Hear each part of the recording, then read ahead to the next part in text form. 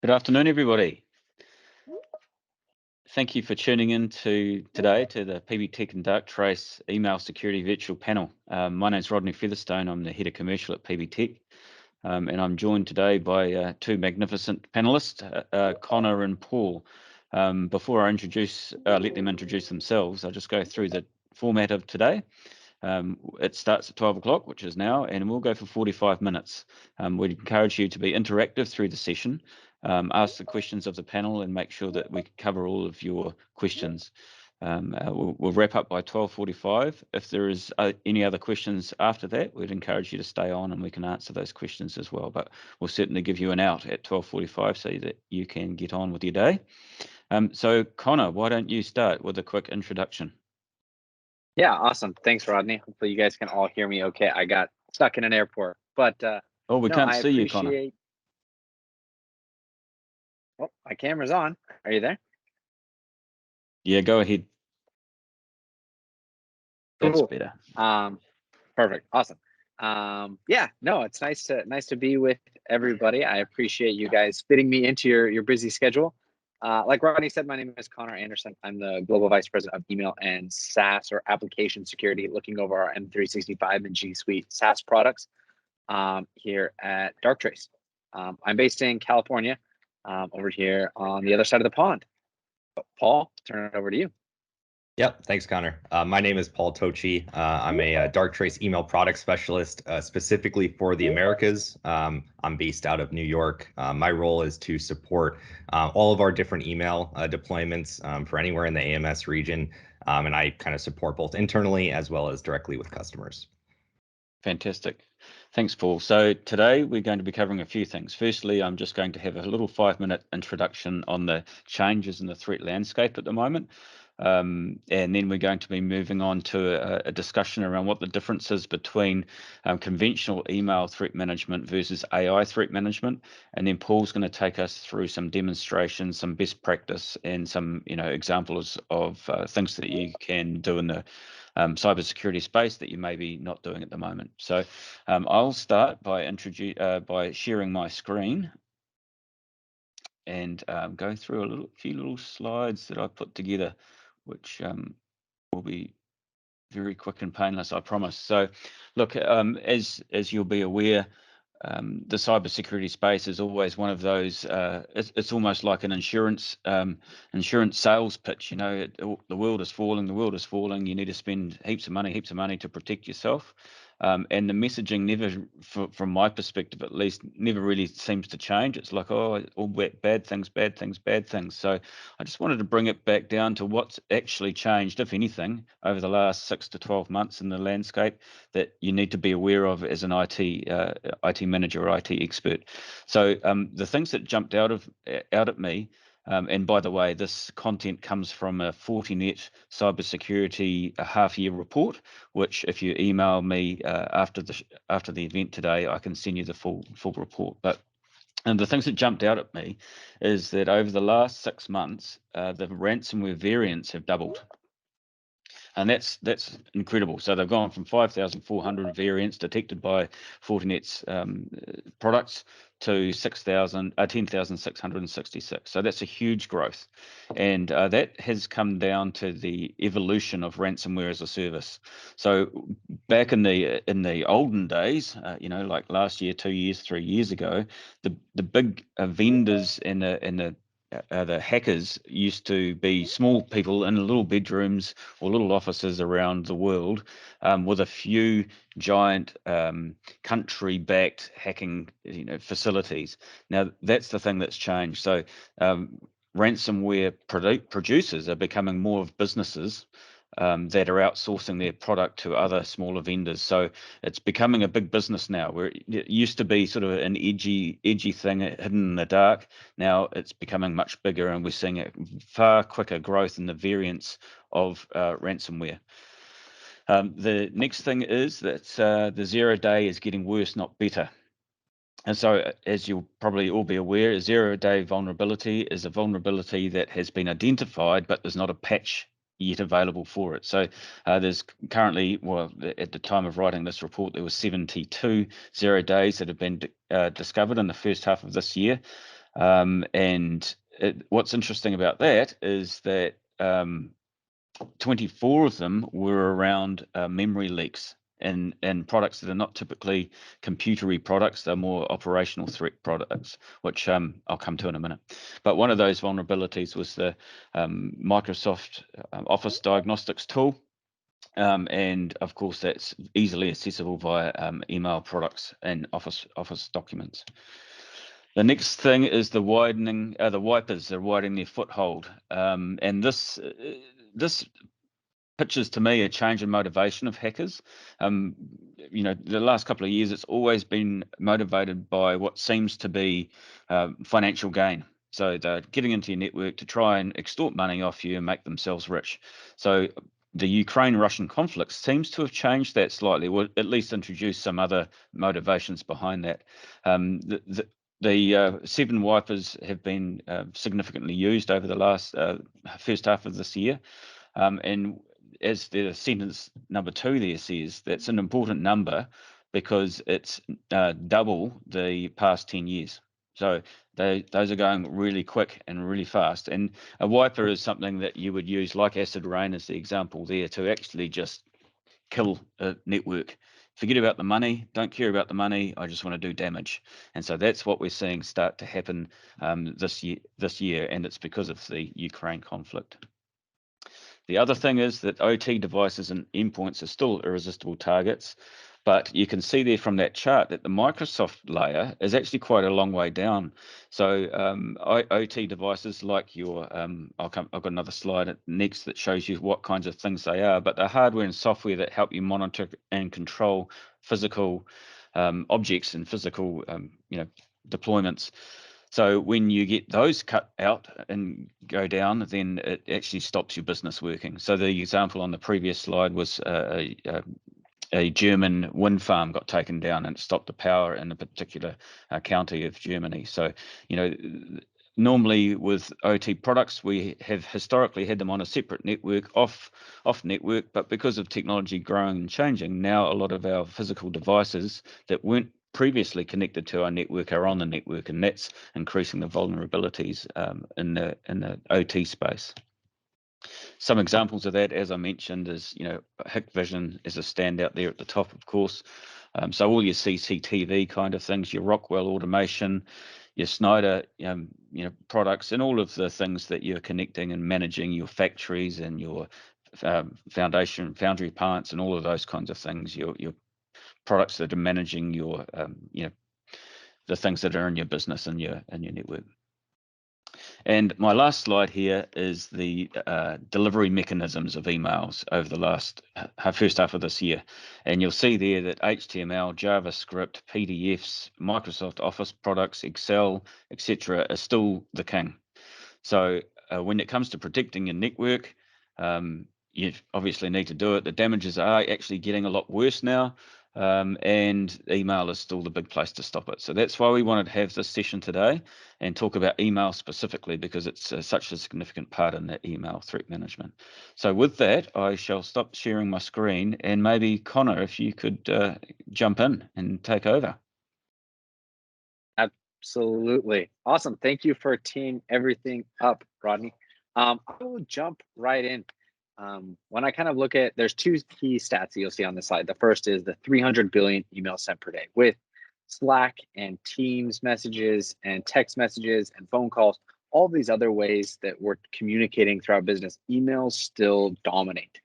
And then the next stat, I kind of like to make fun of this statistic a little bit in the sense of so many email vendors and cybersecurity vendors will use that same statistic, whether it's 94%, 99%, 90%, doesn't really make a huge difference. But basically what it's saying is a large majority of cyber attacks begin with an email.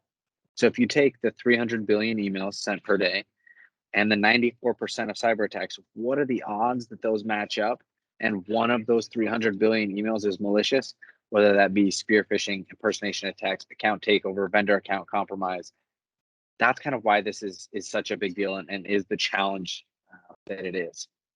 So I'm going to go over a few kind of challenges that I've been seeing throughout my conversations with customers and with kind of other cybersecurity professionals on a daily basis. The first is really around novel or unknown threats. Novel is really just a fancy way of people saying unknown threats that we have not seen before.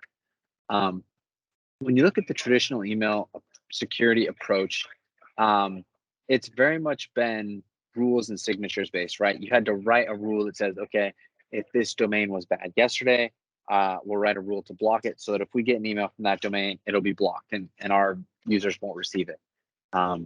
So what was bad yesterday is bad tomorrow. And that's great if you've seen the threat before, right? Because then you could just write a rule and says, hey, this sender is bad, or this attachment is bad, or this hash file, or this link, or whatever the case might be is bad. Don't let it come through. What happens if you haven't seen it before? That's the hard part. It's really hard to write a rule for something that you haven't seen before. So really the way we have to get around this is we have to have a modern solution that really looks at email security for every single threat, right? It's analyzing every move within your inbox. We're not relying on historical attack data or rules and signatures and different things like that. It really is able to look at the email and be like, okay, is this normal? Do you usually get these types of emails with these types of attachments and these types of links? Is this normal for you? That's kind of what we need to get to. The next challenge is really kind of, you have to constantly update, right? Things are constantly changing. Like I said, there's so much new every single day. The world is changing all the time, whether that's Ukraine, other political things that are just changing at any given time, that you have to constantly go in and update those lists and those rules. And that's not super efficient. What happens if you need to go adjust something and you're on holiday, or it's vacation, you're spending time with your family, it's the weekend, right? All those types of things. The modern way of getting around that is to have a self-learning AI, a self-learning artificial intelligence that doesn't need you to be there to constantly update it or change things or tweak or adjust rules all the time. That it'll learn your environment and it'll go on its own, right? Something that's always learning 24/7. That understands how your users email so they can sense things when they go out of their pattern of life. So you can create a pattern of life for that individual and maybe the team that individual is on, and maybe the department within the overall organization, and then maybe the organization as a whole, right? So then you can cross-correlate all that information to really see, does this email seem right for this user? The next challenge that I kind of hear all the time is the balance between security and kind of business operations, right? It's a sliding scale, and it's not really one size fits all. It's not the same email security that works for a 5-user startup and a 50,000 employee kind of global Fortune 500 company, that they're not the same. And so ideally, the most secure would be we send you a push notification, maybe whether that's Duo, and you accept the push notification, and then we send you a text message and you put in a 5-digit code, and then we call you and you give a different word password, and then we send you an email, right? And we do all of these things to make it be really, really secure. That's great, but that's super inefficient, and people will get upset, people get frustrated, and it just won't work that way. And I think this really gets into the balance of the difference between autonomous and automatic. Automatic is not good enough, right? It's really like an if-then statement, and that's great if you've seen the if, but if you haven't seen the if part of that equation before, then it won't know what action to take. That's where autonomous really comes in. We always say appropriate response with context. It really helps you kind of put kind of behavioral patterns together for each one of your users. And then the last one that I hear all the time is that change is really painful. When you look at traditional email security, you have to change your MX record. Everything's in line. So if it goes down, then your emails aren't sent through, and everything has to, there's all those kind of inefficiencies with a gateway. And so then the modern email security solution, it's going to be a 5-minute install. It's going to be quick. It's going to be always on, but not in line. It doesn't need to be in line. It should be able to sit at the Microsoft or at the Google level without you having to change your MX record. And then it really needs to have a really close integration with Microsoft 365, Exchange, Google, because so much of email is done through those main platforms. And then obviously you need to be able to support multi-tenant in different hybrid environments, whether those are on-prem or in the cloud deployments. So kind of putting that all together, this is kind of what I'm looking at when I see Darktrace's email product, right? We always talk about detect, respond, investigate. Those are all three aspects. If your email tool is only doing one of those, it's great, but it's just there's so much more that it could be doing. We talk all the time at Darktrace about cloud native self-learning AI. AI is data agnostic. It doesn't matter where it's coming from, but we can take that AI, we can take those algorithms and apply it to the data. We're not going to rely on rules or historical attacks. It'll be installed very quickly. I always joke that if you have a lot of questions, it might take 15 minutes, but most of the time it's around like 3 to 5 minutes. It looks at inbound, outbound, lateral, internal emails. It's really good against the targeted spear phishing, CEO impersonations, vendor account compromise, supply chain compromise. And then because it's AI, because it's not just email specific, that analysis can extend beyond just email to your SaaS applications, whether that be M365, G Suite, OneDrive, Duo, Okta, right? All of those other SaaS applications that you use, as well as your cloud and network environment as well. And then we really talk about set it and forget it, right? It's obviously a spectrum. On one end, you like to be in the tool every day and you want customized dashboards and customized reports and you want to be able to threat hunt and do all of that. Great, you can do that in the tool.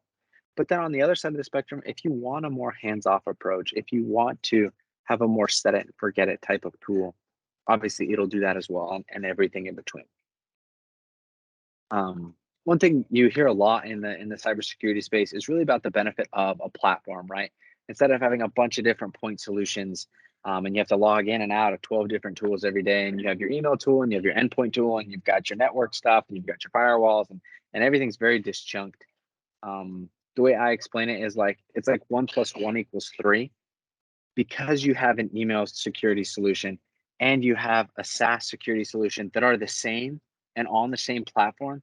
You get one pane of glass, and they're each stronger than they would be individually. And it really kind of will extend that coverage, extend that AI to create those same patterns of life that we did in email, but with their M365 login activity. So we know where they're logging in at. Do they normally download that type of information? Do they normally access those types of files? And same thing on the network and the endpoint. Now, this is the question I get all the time when I talk about email security is, we're like, okay, well, I've heard of Proofpoint or Mimecast, or how do you compare it against the other people? So I always put it in, you can't have 3 different buckets when you look at email security.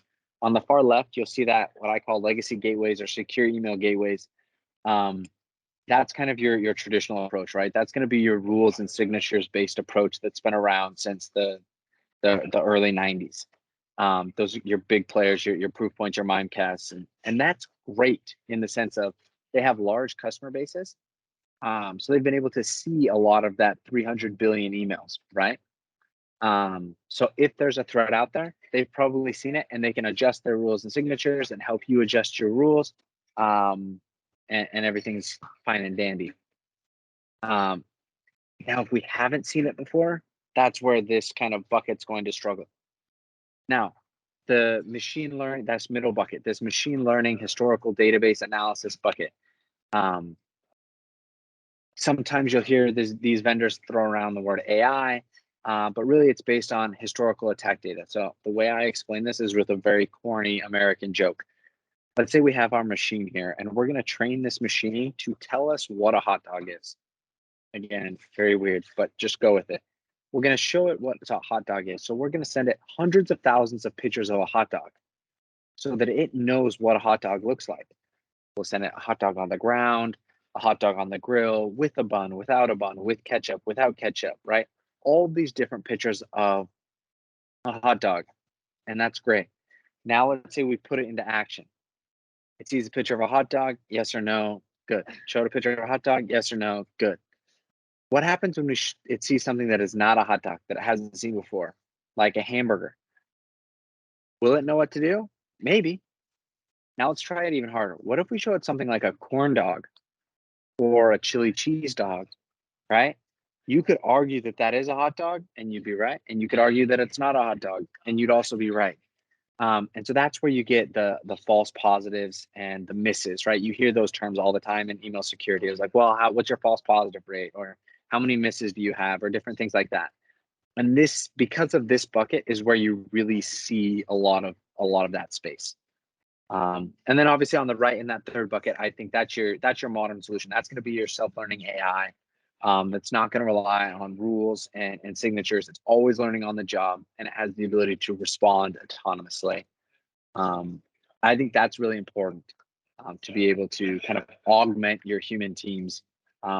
Whether you're a large security team and you have somebody dedicated to look over email and be threat hunting and doing things like that, or maybe you're more of on the leaner side of things where you need more of a set it and forget it, hands-off type of tool, where you can maybe get reports sent to you once a month or once a week and you don't have to log into the tool every day. Like, that spectrum is all possible in that right bucket. Questions here? Anything before I hand it over to Paul and we let him crank through in the demo environment?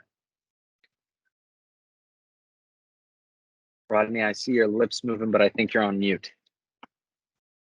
Thank you. No questions so far, Connor. That was awesome. Thank you very much. Those on the call, encourage you to pop a few questions in the chat, and we'll work through them as Paul is giving us the demo. Awesome. Thanks, guys. Perfect. Yeah, so I just popped the demo up on the screen here. And so we're going to keep talking through email security, but I'm going to use the Darktrace demo environment to do so, right? So I have this is a demo environment with anonymized data. So this is real data that we, removed any real names from, that sort of thing. And this is a demo environment we use to showcase what a real UI would look like for a Darktrace customer. There's a lot going on this dashboard screen, a lot of different metrics and numbers, but I'm going to focus in on different elements of it to talk through different email security practice and principles. Starting in this first section here in the dead center of the screen, this user anomaly section. This section, what it's showcasing is who are the most targeted users in this Holdings Inc. Email environment. So this domain Holdings Inc., we're looking at which are the inboxes receiving the most anomalous mail, the most number of emails that we would want to take some sort of action against them. And so we're seeing a breakdown of who those are. Now, this is a really important thing to know, and this is something you could even do without an email security tool. You can just look at your organization and think, who's the most targeted. It's probably going to be your CEO, your CFO, people who are C-suite exec type thing. And these are usually going to be the people who are most targeted. And so firstly, if you don't have a tool like Darktrace, just kind of getting a sense of, well, who is most targeted, and really making sure that those accounts are as secure as possible, right? With Darktrace here, we can actually see who these users are, and we can ensure, okay, this user right here, Kate Wilson, we want to make sure this account is as secure as possible. So for all of these different people, we want to make sure we've got MFA enabled, right? So if their account is, if their password is floating around out there, it decreases the likelihood of a true compromise where that an attacker would actually have full access to the account. So that's one example of something you might want to look into for any of your top users. Another would be, you make a good point, actually. Normally for organizations, we give security training, but we give security training across the board. And 50% of the people listen to the training, 50% of them don't. But I suppose you make a good point to highlight the people that need it most and give them some more in-depth training, or maybe one-on-one training, so that they 100% listen. Yep, absolutely.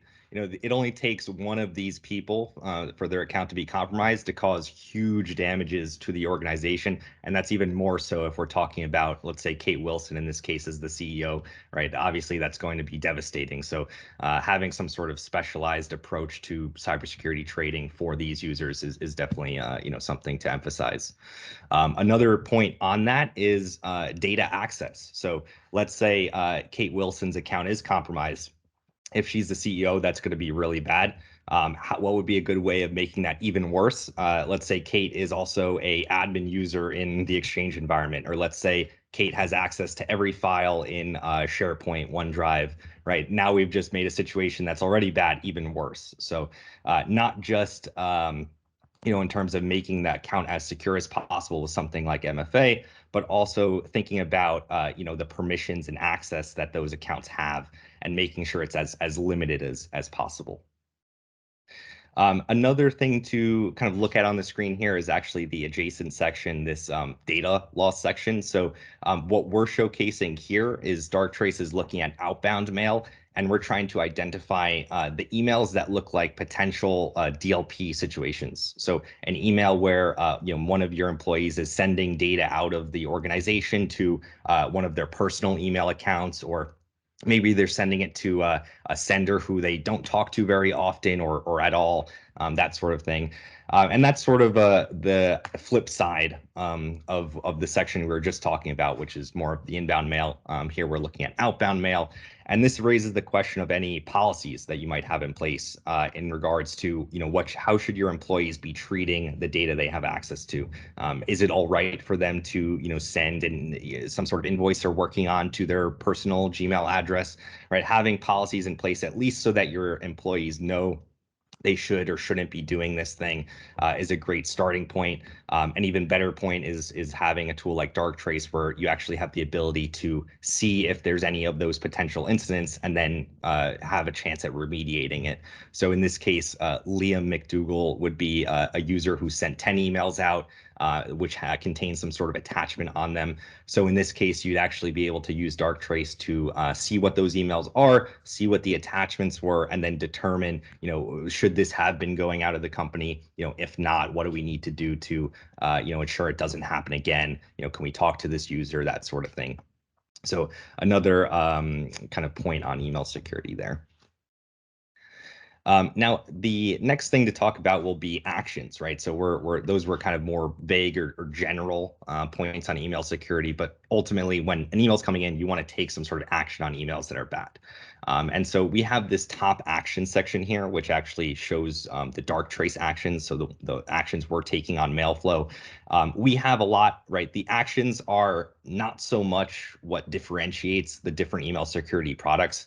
There's not that many different actions you can do. So, you can block an email, you can move it to the junk folder. You can do link rewriting, so you can, if you see a link that's unusual, you want to try to make it as safe as if you're going to deliver an email that contains a link, you want that link to be ideally neutralized in some way if it is potentially bad. So you want to do some sort of link rewrite, and then also you want to do some sort of attachment action. So if there's an attachment on an email, maybe you want to deliver that email, but it shouldn't have that attachment on it, so you might want to remove it. Or you might want to do something like converting it to a safer file format. That's another action that Darktrace can take. But these are the different types of actions that typically most email security tools will have. Now, the real differentiator is going to be the detection piece. So why did we take a certain action? And that's going to be the thing that differentiates Darktrace from the competitors that Connor was showing in that slide, in that previous slide. One thing that's interesting is that during a trial with Darktrace, you actually get a little bit of a peek under the hood for that self-learning approach that we always talk about through this learning percentage. So this percentage here, this big 2%, the reason we have it so prominent is it's showing you, of all of the inbound emails we've seen, we would have actioned 2% of them. Now, when you do a trial with Darktrace, you actually see this percentage go down over time. So you install, we don't have any preconceived notion of what mail your users should be or shouldn't be receiving. We just look at mail flow, and then over time, continuously, we determine, this email is different from, the normal business communications and that sort of thing. And so over time, we learn what sort of emails each inbox should be receiving, what they should be sending out. And this percentage here actually goes down over time as we learn the environment, which is really neat to see. You can see it start out at something like 10%, and then it goes down throughout the trial, so that by the end it's plateaued at this percentage where we're only actioning the truly anomalous mail, the mail that stands out from the rest. So a real cool thing to see when you actually get to play around with the product. Paul, can I just throw an example in there and see if you could tell me how Darktrace would handle this? We at PB Tech a year or two ago, one of our suppliers had a competition running, or promotion of some sort, and they changed their footer of all of their emails that they sent into PB, and included in the little picture or graphic or whatever it was a bit.ly link. And our email product at the time, filtering product, blocked it. And so it just so happened that that was a supplier of ours that we were waiting for quotes. So a customer would say, hey, can I have a quote for one of these things, or a bunch of these things? We'd email off and request the quote. The supplier was beavering away doing the quotes, sending us the quotes, and we didn't receive any quotes back. And so then you've got customer complaint, you got lost revenue, you got lost business, all because of some little bit.ly link, which was broke my heart as somebody in sales, of course. How does Darktrace handle that in a different way, or does it handle it in a different way than other products? Yeah, sure. So the way that we would handle something like this is for bit.ly links, when we see any sort of link that's similar, so not just bit.ly, but any sort of link compacting tool. So, any tool that's going to take link and put it into some sort of shortened form, we're actually able to unpack it and see what the full link was. And then from there, we're able to determine if we want to take some action on that link. So we're able to see the full domain, and we're able to see, if maybe they, in this example here, if the bit.ly was just a shortened form of a domain we've already seen, then we'd actually pass that email on, no actions at all. It would just go through as normal. If they did change the domain to something different, maybe the link is totally different. In that case, we might take some very mild action just on the link itself. So we might just do a rewrite on that one link in order to make sure that there's nothing malicious there. And what that would look like to the end user is they would click on that link and they'd get a warning page that ensures that they want to go on to that endpoint. Now, in terms of how that might be different from other products besides Darktrace, I like to say that Darktrace does a really good job at dealing with situations like that, where a lot of tools will either block an email entirely or they'll let it through entirely. It's kind of one or the other. But how do we handle those situations where, maybe there is something unusual about this email? Maybe it is unusual that this organization you work with have swapped the domain like this or swapped a link like this. Even still, we don't want to do what happened with in your case, where there's this huge business disruption. And so Darktrace does a really good job at just only actioning, only trying to neutralize what could be a threat, with still, allowing emails to pass and, not disrupting business operations. So definitely a good example to bring up there. So we can go ahead then and move on to another example, which I think is pressing for a particular type of attack. So we have on the bottom of the screen here a bunch of different metrics for different types of attacks, but we have one in particular, supply chain attacks, which is probably one of the most pressing types of attacks for email right now. And the reason why is because it's something that you have very little control over. You work with a vendor. You don't have any say in what their cybersecurity policies are. They could have terrible policies. They can be extremely vulnerable environment. And one of their users is compromised, and they send into your environment. And what can you do about that? Because you can't, if you had some sort of blacklist that said all emails from this organization are bad, then you would never be able to do business with them. But on the opposite end, if you just have this whitelist that says, this is a known organization, well, then everything will get through. And that's, the real crux of the issue. So I'll go ahead and pull up an example of an attack like this one. So it'll be clicking on this very first one here. This is a log entry for a real supply chain attack. In this case, the account that was sending in is the Stephen Perlman, and then stephen.p@execmail.com. So this was the compromised user account, and it was sending to Kate Wilson at holdingsinc.com. And the subject line was urgent payment required. So right off the bat, based on the subject line, you can kind of guess where this one's going, right? So this compromised user sending into the environment, trying to extract financial information, right? And so what Darktrace was able to do on this example And so clicking into this, we can actually see what Darktrace would have done. In particular, we would have blocked the email. But the reason why is stated in this section right here, this anomaly indicator section. So this is a really cool section because it's actually machine generated. This section right here, it wasn't handwritten by me or an analyst. It's not specific to the demo environment. Whenever we see an email, Darktrace generates this kind of blurb that describes in plain English why we would have done something. And so you can actually see that the kind of 2 different or 3 different characteristics that are going on with this email that resulted in us being able to correctly identify it as an attack and action it. And so really what we were able to do is, firstly, we're able to do what's called natural language processing on the body of the email. So we're able to say there's certain word patterns that are not like mail that we've seen from Stephen before. So Stephen is a known correspondent, as indicated by this tag. We've seen Kate and Stephen talk before, but this email in particular, the word patterns, the word choice, what Stephen's referencing, it's nothing like those previously observed emails. And that's a red flag. Why is this email totally different in tone than previous emails? We've also see references to bank transactions. So this email may have contained references to certain routing numbers or account numbers. You have to send money to this or that location.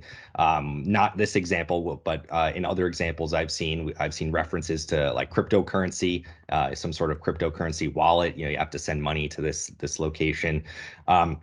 But we're seeing references to that in the email as well, which is another red flag. And so these different characteristics put together make us really hesitant to say this is a real email from Stephen, even though this email might pass validation. It's really coming from his email, SPF, DKIM, it's really coming from him. But the email is out of character is what we call it, right? It's sort of this is like a behavioral anomaly, so to speak, for Stephen. It's not like other emails that Stephen has sent. And so for that reason, we're actually able to step in and block the email. So this is a really cool example for that reason, that there's not necessarily a phishing link to a known bad. There is a PDF on it, so you can see an invoice was included. But from my experience, even if there wasn't, right, a PDF would not be enough of a reason to make the difference between catching an email like this one and not catching it. Darktrace typically is able to catch emails like these ones, even when there's no attachment, no link, nothing, just the body of the email is the payload. So this is really a great example for a Darktrace detection, an example of the type of threat that is out there, but is not caught by all of those other tools that are already on the market and have been for some time.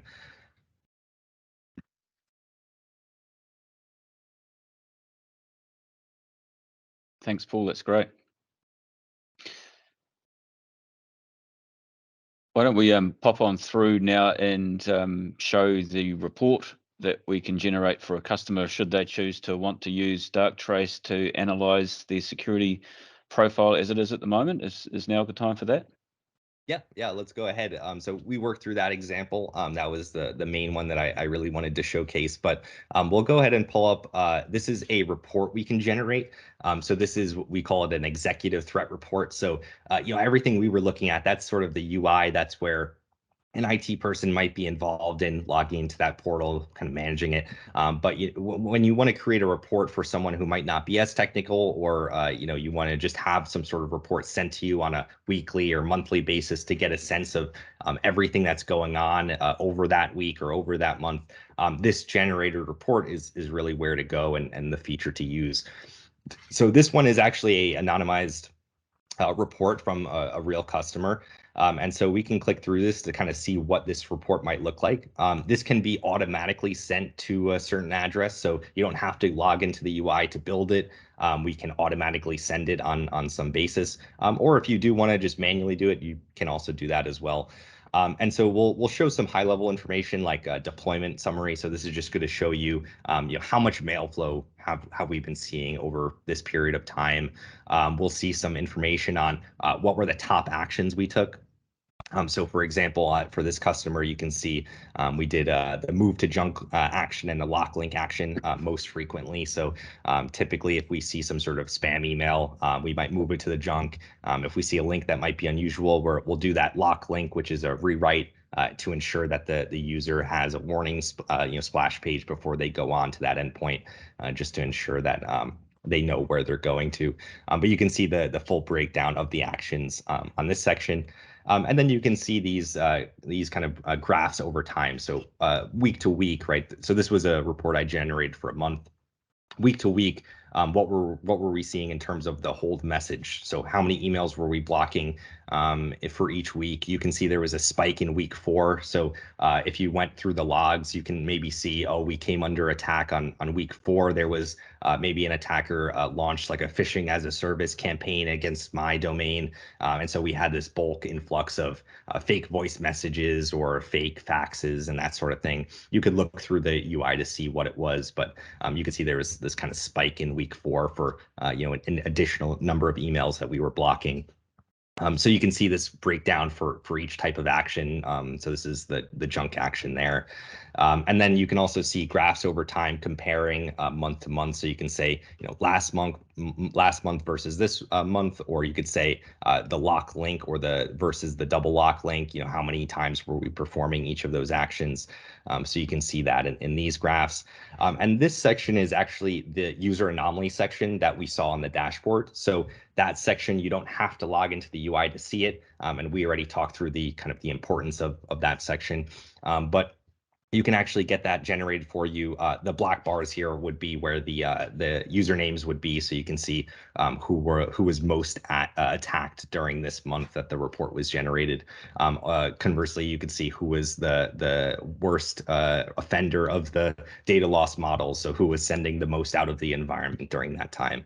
So really important report, both from an IT perspective, just to get you out of the UI if you don't want to be in there too often and you just want to see some of the data, but also great as for some of those less technical people who at least want a sense of what's going on in my organization in terms of our email security. So a lot of our customers find this kind of reporting really, really helpful. That's fantastic. Thanks very much, Paul. So look, PV Tech have worked with Darktrace in New Zealand now to give the opportunity for our customers that are over 100 seats to be able to utilize this reporting in their business over the top of or side by side to the product that you're currently using. So I would really encourage you to get in touch with me or go to the pbtech.co.nz and search for Darktrace and fill in the form down the bottom of the page that goes through to one of our security experts. And what we can do is we can give you Darktrace to use in your organization for a month, generate that executive board report to take back to your exec and show them that your current security profile is A grade, it's up to scratch, or there's still some things that are getting through. So we've had a number of customers that have had both types of results, that their current product is working a real treat and Darktrace gives it the thumbs up, and we've had some customers where that's not the case at all. So put in Darktrace and find that there is a lot of anomalies getting through and security breaches. So I'd encourage you to be in touch with us. We'll put this in for you for a month and together work through the best course of action. And we'd love to be in touch with you. So if there's no more questions, I think we will wrap it up there. It's now 12:45, so appreciate your attendance today. Thank you very much, Connor. Thank you, Paul, for your input. And thank you for joining us. Thanks, everybody.